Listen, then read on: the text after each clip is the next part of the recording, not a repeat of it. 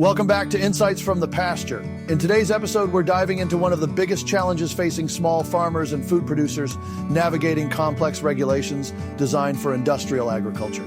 To help us unpack this, we're joined by Alexia from the Farm to Consumer Legal Defense Fund, a nonprofit dedicated to protecting the rights of independent farmers, ranchers, and food producers.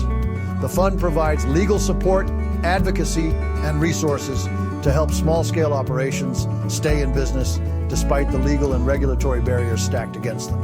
Alexia shares the historical background of food safety regulations, tracing their origins back to Upton Sinclair's The Jungle, and explaining how policies meant for massive meatpacking plants now create hurdles for small producers. We also explore the real-world impact of these regulations, how the system favors large corporations, and what policy changes could offer hope for the future of local, independent agriculture. But this isn't just about farmers, it's about all of us. Alexia explains how consumers can play a critical role in strengthening local food systems through purchasing decisions, advocacy, and direct support for organizations like the Farm to Consumer Legal Defense Fund. Here's what you'll learn in today's episode: how the Farm to Consumer Legal Defense Fund is helping small producers navigate legal challenges, the historical roots of food safety laws and why they need to be updated for small-scale farms, how regulations favor large agribusinesses and what that means for local food, the biggest legal and policy battles happening right now and what's at stake, how you can help protect food freedom and support independent farmers. Be sure to check out the show notes for links to legal resources, state-specific regulations, and ways to get involved. So whether you're a farmer, a consumer, or just someone who cares about where your food comes from, this is an episode you won't want to miss. Let's jump into From Farm to Freedom, legal support for small producers. Awesome. Well, Alexia, thanks for joining me today. I'm really excited to get this interview going because you're with the Farm to Consumer Legal Defense Fund. And I honestly have to say, I've heard about you guys for probably a while, almost probably a decade or over a decade now. And I don't know that much about you guys. So I think maybe that's probably where I'd like to start our interview today is, who is Farm to Consumer Legal Defense Fund? What are you guys all about? What are your goals? What are you trying to accomplish right now? Yeah, and first I just want to say thank you for having us on the podcast. And if you have a lot of other folks that are like you and don't know exactly what we are and what we do, I'm thrilled to be able to explain that and to reach them. So thank you for having us.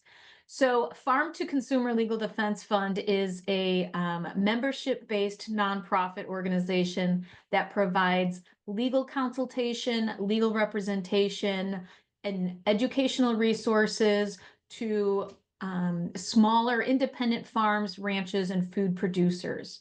So our mission is actually protecting, defending, and broadening the rights and viability of independent farmers and ranchers, artisanal food producers, and their consumers. So the idea is really trying to support independent producers being able to sell directly to consumers, but also into retail or also from their farm stands, and for consumers to be able to obtain the food of their choice. And the reason this is necessary is our system of regulation in the US is really set up to regulate the large industrial food system. So there's food safety laws, for example, that are intended for very large processing plants that really shouldn't apply to a super small, independent producer of something that's doing things on a much different scale. So we provide legal work to our members. Oftentimes that might mean someone from USDA, Food Safety and Inspection Service, that's doing some kind of an inspection that there's a problem with. It may be talking to an agency and helping work through what kinds of permits and licenses are necessary. It may be litigation, anything that's really dealing with the government regulatory scheme is what we focus on. And I'll just add that we also do some policy work. So we'll also engage with state legislators trying to pass legislation that makes food production easier and more accessible to smaller independent producers. So that's us in kind of a nutshell. Wow, that's a lot. And I know as a small farmer myself, a lot of what you just talked about is very intimidating for even me to think about.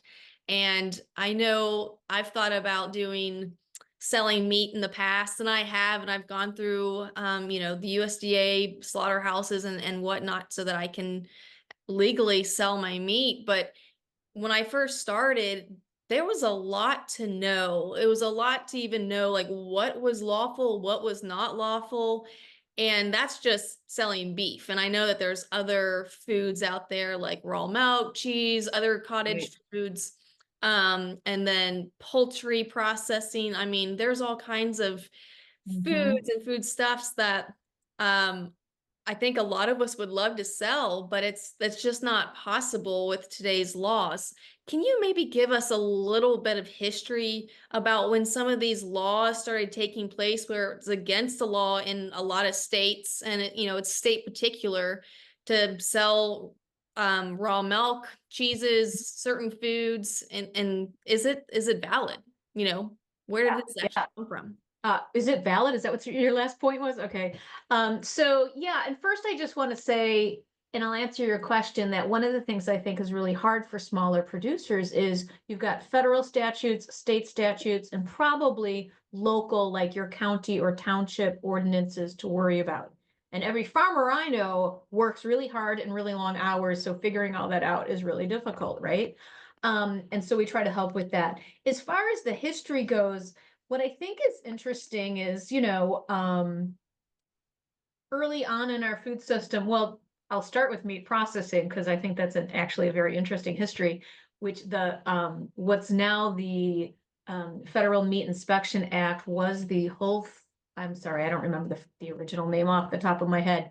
But it was a food safety statute that was introduced in response to Upton Sinclair's novel about the meatpacking plants in Chicago, which interestingly was actually written about working conditions.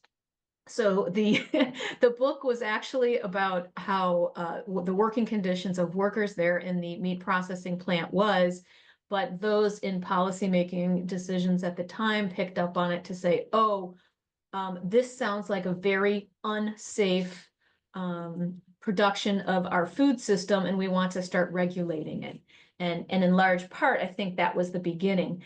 And I think part of this is historically as people moved to the cities and less people were doing the farming themselves and people were purchasing more food, there was a desire on the part of our policymakers to ensure that our food system was safe rather than just letting, anybody produce anything and sell anything. The problems have come sort of since that beginning time, right? That as we've evolved, we need food safety regulations in place for some of our really large producers. So we need food safety when it comes to these enormous 10,000 cattle a day kind of operations, right? Or a 10,000 produce farm in Central California that has so many different workers, hundreds of workers handling produce at a time. You need some requirements in there. What's happened is that we've lost all common sense and that in my opinion, in the name of food safety, we just keep regulating to the point where we're supporting a system that would only allow for these super large producers, and it really knocks out our smaller independent folks, which is really a problem for the market. I mean, because what it means is we have less access to really good, healthy food, higher prices for the food that are available, and our system's controlled by very few players, right? And so I think I do want to say this, and it a little bit controversial. So I think there was a legitimate concern in the very beginning of all of this for food safety. And as time went on, these larger producers actually supported all of this regulation because they can afford to meet the regulatory schemes and dominate the market, right? So we have four main meat producers, four main meat corporations that do meat production in the country, four main corporations that do poultry, and four main companies that do swine, that do pork. So they're not all the same, but within their individual industries, it's very concentrated, and they have put a lot of political pressure to keep these kinds of really burdensome regulations in place and to keep them on independent producers as well as these large industrial producers. There's a lot to unpack there, and I got a lot of questions, so I'm just going to start firing away. Yeah. Obviously, we all know that small, medium-sized farms have been decreasing and going out of business at an alarming rate.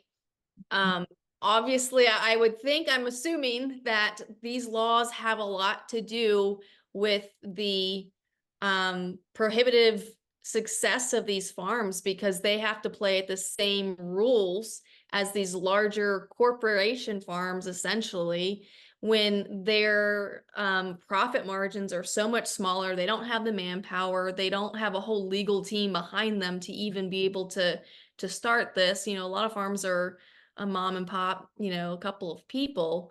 So how are small farmers and medium farmers supposed to compete on this level? I mean, this seems like the playing field is not fair at all. It's not level. Yeah, it's not. I mean, when you say how can they compete, I think that depends on who you're speaking with.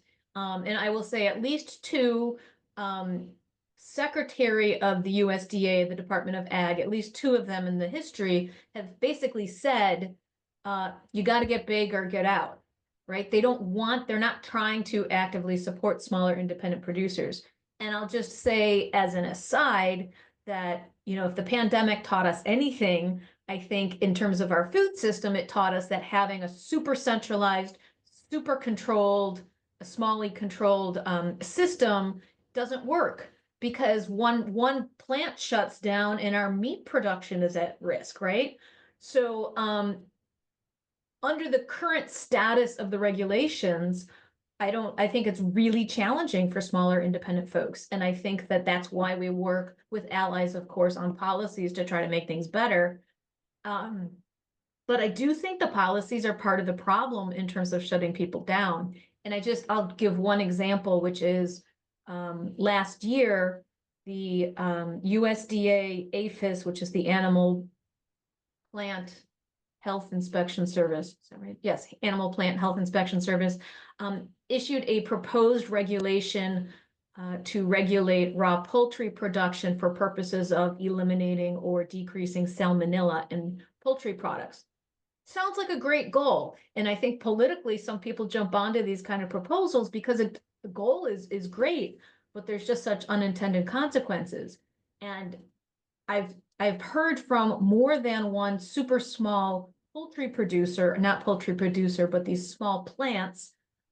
There are a few, right? There's custom slaughter or even small USDA plants. They said, if this thing goes through, I'm just going to have to close, right? So, I mean, we know that people close because of these regulations. And I find it somewhat astounding that this continues to be a problem when we see consumers, I think we see consumer interested in supporting their smaller local farms and getting to know their farmers. I think that has changed a lot over the last decade.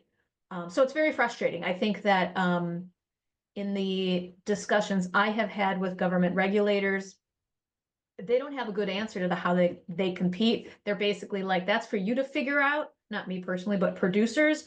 We just want to make sure that everyone is eating is safe, which is, you know, again, okay, except that what's being produced in large quantities very often is a lot less healthy. So it's a problem. Yeah, no, there's, it's kind of that whole, I talk to my friends often about it. It's like, well, it's totally fine to be drinking Mountain Dew or sodas, and that's completely fine and healthy, but drinking Right. raw milk is incredibly unsafe for us. So that's that whole thing. But let me play devil's advocate here for a second. There's a lot since the pandemic, there have been a lot more homestead type folks coming back to the land. They saw Yeah. the issues that we were having from not having those big industrial meat companies in place when they got shut down. And I know for a lot of my farmer friends, they could not keep their products at the farmers market. They were selling out like crazy, and it was a great thing for them. And they were trying to figure out a way to ramp up production because the demand was there. And there's a lot more folks coming back to the land because they want to take control of their food once again and be more resilient when it comes to food security. So for a lot of Absolutely. people, this might be a completely new thing for them. How do we know that the food safety is there for these small farmers? Because if this is new, how do they know that they're handling the food properly so that if they are selling it, that is Yeah. safe? Very good question. And two things I want to say. First and foremost, I want to point out that for homesteaders, most of the laws that I'm concerned with and that I think cause problems in the system have what's called personal exemptions. So typically you can grow and eat food, within your own family. Now, that being said, we are seeing some of the regulations stymie that as well when it comes to certain local governments not wanting people to have animals on their land or having lot size requirements and that kind of thing. And so homesteaders certainly face challenges as well, but they certainly at least say, like, with vegetable production, they can grow and consume the food of their choice. And that personal exemption will probably let them off the hook for some of my concerns, not all of them. And then when it comes to how do we know that the food safety is there, I have a couple of comments. First and foremost is, I think the idea is to having informed consent. In other words, I as a consumer know this farm, I know what kind of practices they engage in, and I trust them. There are certainly plenty of sort of new farmer training things available to newer farms, that if they feel that they don't know how to make sure that they're doing things correctly, that those resources are certainly available. I will also say that for some things, like you mentioned cottage food earlier, like cottage food regulations, some of the states are trying to open up value added products, cottage food production, in terms of letting people produce these foods and sell them without a commercial kitchen license, which I think is great because that can be really cost prohibitive. Many states or localities will have something in place that you can do this, but you do need a permit and you do need to take some kind of a food safety course. So, I mean, some people would argue there should be no regulation at all, and they might be right on certain things, but that's not particularly onerous to just have a permit and have to take one food safety class. That's a lot different than saying that I have to spend $50,000 to build the right facility with stainless steel, which we sometimes come up against things like that. And so, I think that's appropriate.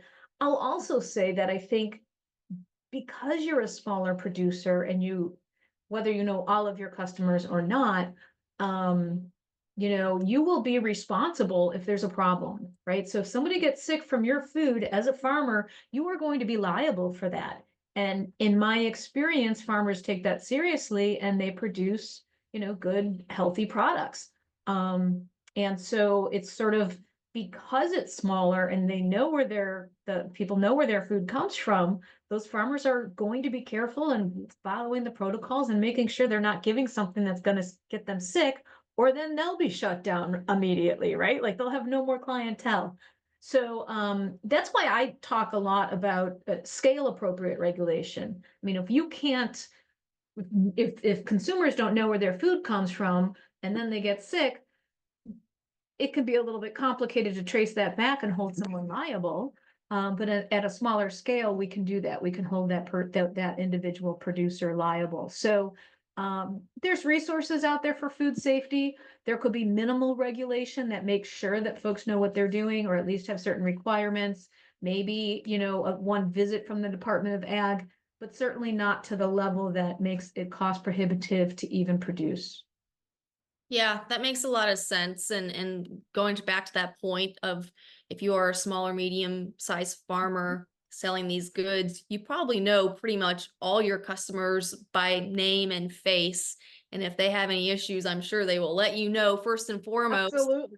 Especially And they know that, right? So they take that into consideration in terms of what steps they take in producing. And if they don't, I mean, like I said, I've seen a lot of newer farmers, which is really nice to see lately, younger farmers, And, there's a lot of resources out there for them and they're taking advantage of it, right? I see them at conferences, I see them in training. So they're learning how to do it right.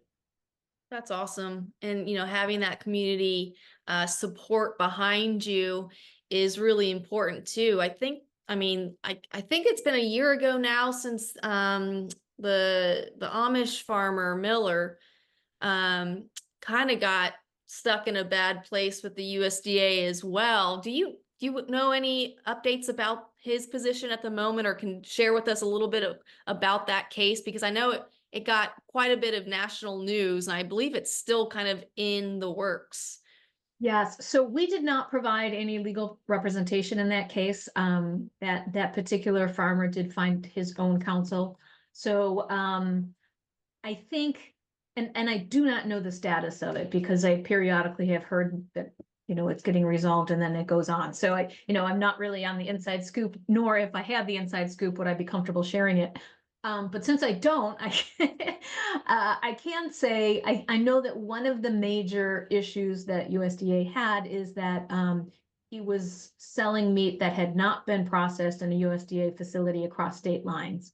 And that the Federal Meat Inspection Act requires anything that's going across state lines has to be processed at a USDA inspected facility. So I don't know the ins and outs of what he was doing or what they found to be wrong or where things stand, but I do know that that issue was an important aspect of the lawsuit.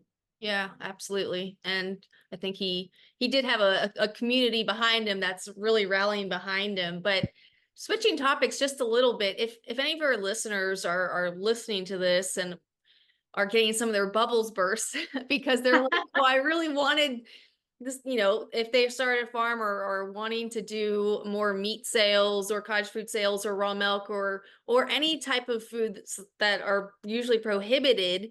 And they're like, well, I thought in my mind that I was clear to go and clear and fine to go. Are there any resources for these folks? I think there's a map with Yeah. state regulations on your website that by state tell you what their actual laws are when it comes to the sales of each of these categories of food. Yeah, thank you. So first and foremost, yes, on our website, farmtoconsumer.org, you can go to the resources page and we have maps of some of the most common areas in which we help our members, which is meat production, poultry processing, cottage food, and raw dairy. And what I didn't mean to be so scary to folks. So one thing I will say is that for some of this, there are ways to do it regardless of some of the statutes that concern me, right? I would rather it be have scale appropriate regulations in place, but there are some ways to do this. And so, for example, we work with members quite often that may want to do meat production and USDA is prohibitive maybe by how far away it is, or they don't like the processing requirements or like how the facility is doing it. We will help those members sell, say, a live animal or a share in a live animal that is then brought to custom slaughter facilities for the consumer to then receive the meat from their own share of an animal. So there are ways to do it. Raw milk is similar. Some states permit it, some prohibit it.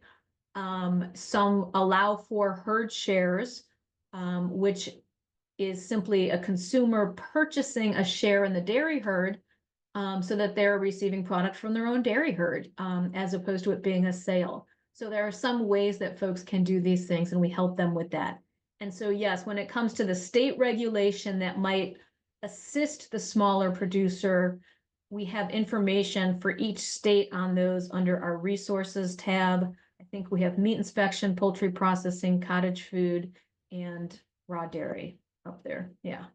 Awesome. Yeah, and there's so much information to know. I know for folks who are maybe wanting to start this in their own farming enterprises. So I found that particular page very helpful. And I know that a lot of these laws, once you get a law passed and a law is a law, it's really hard to change. I Absolutely. know over the years, it seems like there's just more and more and more laws that keep kind of adding up.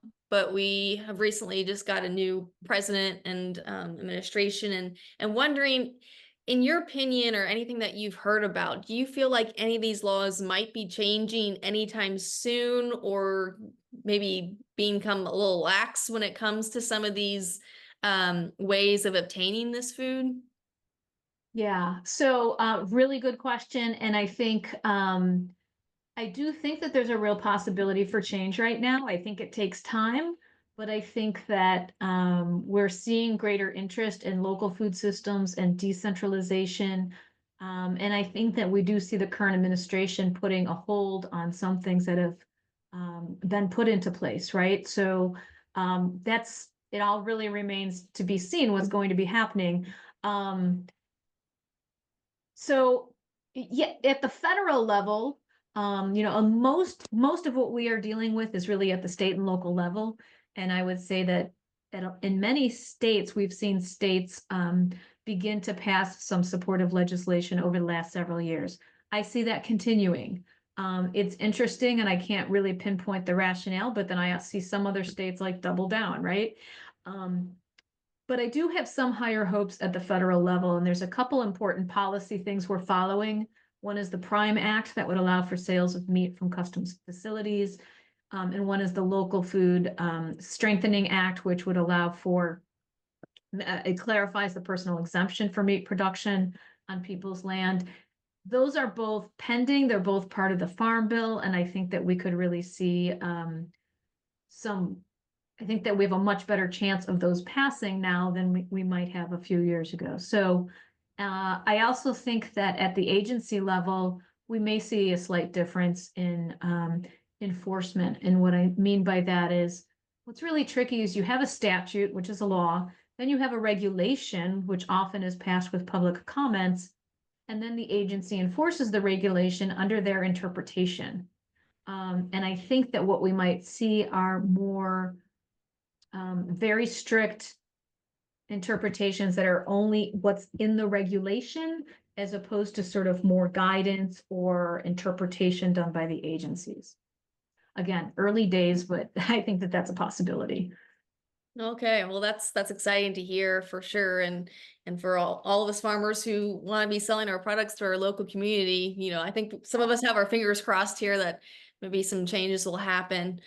For folks who aren't farmers themselves and are really just interested in these food rights and keeping them um, keeping them where they think they should be, and helping support some of these actions of keeping food freedom, essentially.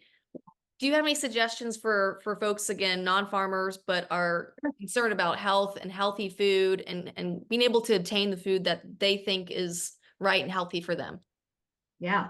So yes, I have two suggestions. The first and most important is just continue voting with your dollar, right? So support your local farms, go to these producers and buy that food. I think the more that happens and we see demand increase, that will then help make changes that we need in the regulations. But I will also say that Farm to Consumer Legal Defense Fund has something called a consumer membership, which is less than it costs to be a producer, a farmer ranch, which simply supports the work that we do. So that consumer is then supporting providing the legal representation needed to their local farms to do this work. And I'll also say they then have access to our resources that you referenced. All members get updates from us. Members would receive any policy updates.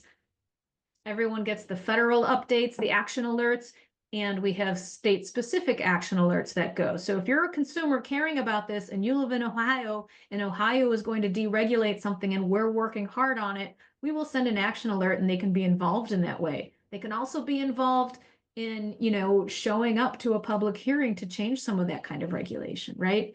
And I'll also just add for all of our members, and it's not just the producers, that once they have joined, there's even more resources on the website that you can't just see in the public. And it just gets into more detail. It's not like any super secret anything, but they just have access to resources that go deeper into a lot of these issues. And so I would suggest that they may want to join for that reason as well. Those are the two things that I would say consumers should be thinking about. That's great. Yeah, I've always loved the message of vote with your dollar, because obviously if it's a priority for you, you will spend your hard-earned money on where your priorities are. I know in past when I've sold meat, I was always so very appreciative that people did decide to spend their money Yeah. with me. So before we close up, I did and ask you where people can find you online. Is there anything else that you would like to share with our audience about this topic and the importance of it, maybe particularly right now or anything like that? Sorry, I'm just looking at some notes. You know, I think we're at a really interesting time. I think that I'm feeling hopeful that more and more consumers want to support this local food system, that we see the need for it for our health. And I think it's an exciting time to get involved, and I would just encourage folks to do so, right? I just think following policy, following us, following our allies. I mean, it's not just us. Everybody sort of on this team has got to sort of work together to hopefully get things in a better place. And yeah, I think you were going to give me the opportunity, but I'll just say it's a time for folks to think about joining Farm to Consumer Legal Defense Fund, right? We have a network of attorneys across the country. We're trying to do this work, and everybody's support and membership is really important. We do not, we want to exist as a community, right? As a membership-based community. If someone needs help, we then provide it, but we're not looking to just handle case by case by case, but to build that community of people that care about natural food and their health and the environment. So yeah, and for those that are listening, let's see, in early 2025, I'll also just add that from February 1 through February 15th, we are having a membership drive. We are finalizing the details, but there will be incentives and really great potential at receiving new membership gifts that may be available at this time. So if you're thinking about joining, now is the time to do it. Awesome. And if people want to find you guys online, what's your website? And do you guys also have a Facebook page if they want to be part of that social community you're talking about? Yes. So our website is simply farmtoconsumer.org, all one word. We are on Facebook with our full name, Farm to Consumer Legal Defense Fund. I believe we're also on Instagram. There might be more. Just look you guys up at all the social platforms. Yeah, exactly. We're out there. Great. It's been so much fun getting to know a little bit more of the details behind it. And it's great to know that there's folks like you out there willing to help farmers they've got enough on their plate as it turns out when it comes to work to take on the legal aspects of a lot of this stuff, or just, learning what the laws are in your own state is really helpful to know that you guys exist. Well, I've really enjoyed sharing with you. It's been great. Awesome. Thanks. Thank you. That wraps up today's episode of Insights from the Pasture. Before we go, let's do a quick recap of what we covered.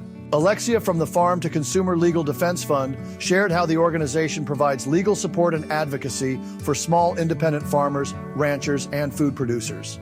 We explored the historical roots of food safety regulations, how they were originally designed for industrial operations, and why they now create challenges for small-scale producers.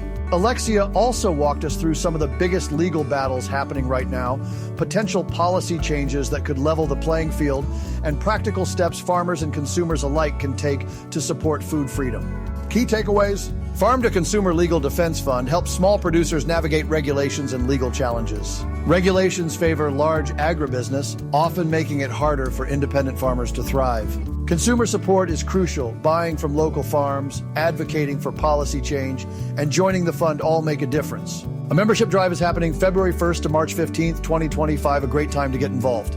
Action steps for you? Visit farmtoconsumer.org for legal resources and state-specific regulations. Consider becoming a member to support independent farmers and food producers. Advocate for policies like the PRIME Act and Local Food Strengthening Act to expand food freedom. Vote with your wallet. Buy directly from local farmers and ranchers whenever possible. A huge thank you to Alexia and the entire team at Farm to Consumer Legal Defense Fund for the work they're doing to protect small farmers and food producers. As always, if you enjoyed this episode, be sure to subscribe, leave a review, and share it with fellow farmers and food advocates. That's it for today. Thanks for tuning in to Insights from the Pasture. We'll see you next time. Until then, keep growing, keep grazing, and keep fighting for food freedom.